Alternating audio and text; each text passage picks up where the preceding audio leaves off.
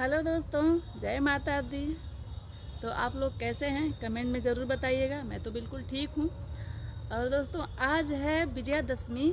आज नवरात्रि ख़त्म हो जाएगी और माता रानी का विदाई हो जाएगा। बड़ी दुख की बात है कि 9 दिन हम लोग माता रानी के साथ साथ रहे हैं और आज अब उनका विदाई हो जाएगा।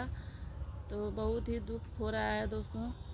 और आप लोग कितना एंजॉय किए हैं, कितना आप लोगों के गांव का मेला कब है, कमेंट में बताइएगा। मेरे यहाँ का तो मेला आज ही है और थकी हारी थी दोस्तों। कल पांडाल गई थी और मंदिर गई थी, कन्या पूजन भी की हूँ, हवन वगैरह और पूजा पाठ में थकी थी तो वीडियो बनाने का मन नहीं किया। तो सुबह में वीडियो अपलोड नहीं हो पाया है। लॉन्ग वीडियो अपलोड की हूँ, आप लोग जाइएगा और देखिएगा कि कैसा है।